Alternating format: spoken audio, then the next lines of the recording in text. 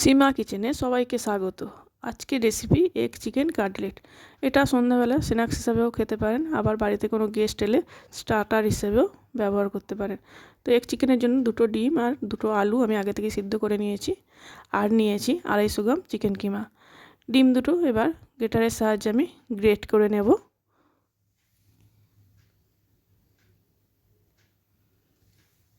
কড়া বসিয়ে দিয়েছি, কড়াটা গরম হয়ে গেলে বেশ কিছুটা তেল দিয়ে দিয়েছি। দিয়ে এখানে দুটো মিডিয়াম সাইজের পেঁয়াজ ছোটো ছোটো করে কুচিয়ে রেখেছিলাম, আর 5টা কাঁচা লঙ্কা কুচিয়ে রেখেছিলাম, একসঙ্গে এটা ভালো করে ভেজে নেব।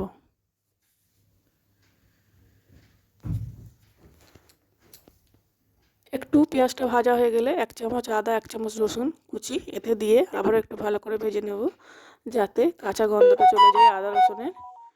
আর এখানে কিছু মশলা দেবো, 1/2 চামচ হলুদ গুঁড়ো, 1/2 চামচ ধনে গুঁড়ো, 1/2 চামচ জিরে গুঁড়ো, আর 1 চামচ দেবো চিলি ফ্লেক্স।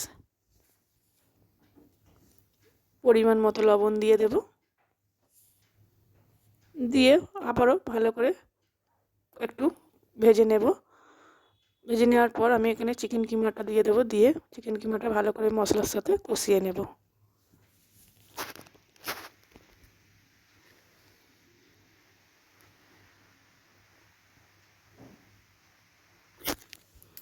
একটু কষানোর পর 1 চামচ চাট মশলা দিয়ে দিলাম, দিয়ে আবারও ভালো করে একটু নেড়ে চেড়ে নেব।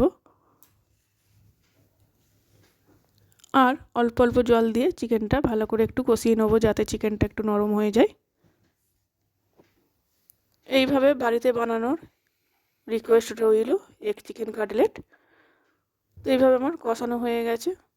এবার এখানে আমি সিদ্ধ করে রেখেছিলাম যে আলুটা, সেটা দিয়ে ভালো করে নেড়ে চেড়ে চিকেনের সঙ্গে মিশিয়ে নেব।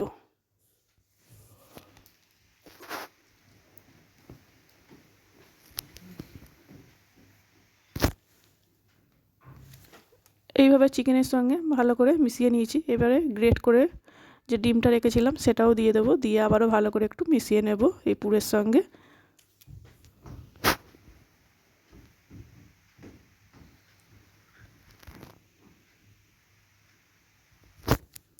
আমার একদম রেডি চিকেন কাটলেটের জন্য পুরটা। তো নামানোর আগে 1 চামচ গরম মশলা দিয়ে ভালো করে নেড়ে চেড়ে নামিয়ে ঠান্ডা হতে দেব।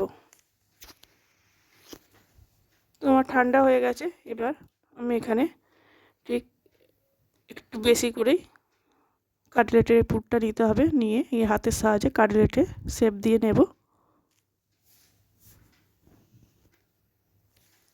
একটু মোটা মোটা করে শেপ দিতে হবে, না হলে আমি যখন কোট করব তখন ভেঙে যেতে পারে।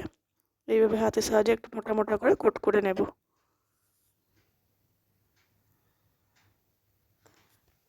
এবার এই চিকেন কাটলেটের ওপরে একটু ময়দা ছড়িয়ে দেব, যাতে রাখবো পরে তুলতে গেলে আটকে না যায়।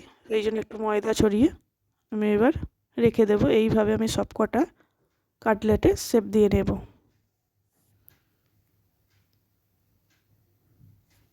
তো এইভাবে সব কটাই শেপ দিয়ে নিচ্ছি।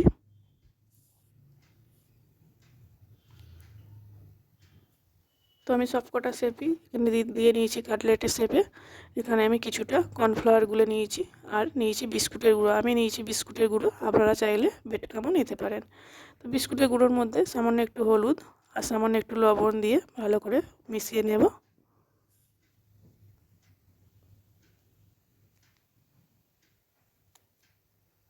ভালো করে মিশিয়ে নিয়েছি। মিশিয়ে নেওয়ার পর এখানে আমি কর্নফ্লাওয়ারে একবার করে কাটলেটের শেপগুলো চোবাবো, আর বিস্কুটের গুঁড়োর মধ্যে দেব। ডবল কোট করতে হবে, আবারও একবার কর্নফ্লাওয়ারের মধ্যে ডুবিয়ে আবারও একবার কোট করে নেব। ডবল কোট করলে খেতেও ভালো লাগবে, আর ভেতরে চিকেন আলুর পুরটা ভেঙেও যাবে না। এইভাবে আমাকে ডবল করে কোট করে নিতে হবে।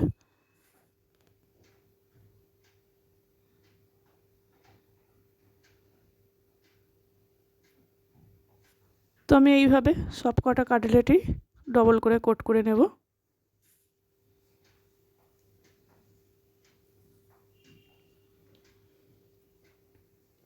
তো আমি ডবল করে কোট করে নিয়েছি সব কটা কাটলেটই। এইভাবে ফ্রিজে একদিন রেখেও খেতে পারেন। সব কটা না ভাজা গেলে তো আমি এবার তেল দিয়ে দিয়েছি কড়াই, তেলটা গরম হয়ে গেছে। এবার কাটলেটগুলো আমি ভেজে নেব। চ্যানেলটা ভালো লাগলে সাবস্ক্রাইব করার অনুরোধ রইল। এবার আমি এভাবে আস্তে আস্তে ভেজে নেব।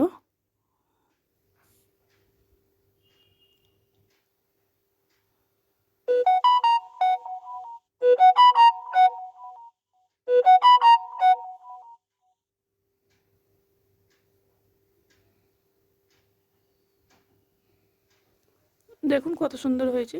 তো এইভাবে আমি ভেজে নেব। এবার আমি তুলে নিচ্ছি। এইভাবে বাকি কাটলেটগুলোও ভেজে নেব।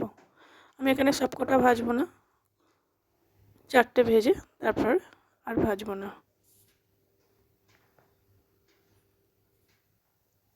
তো রেসিপিটা কেমন লাগলো কমেন্টে জানাবেন। সুস্থ থাকবেন, সাবধানে থাকবেন। আবারও চলে আসবো নতুন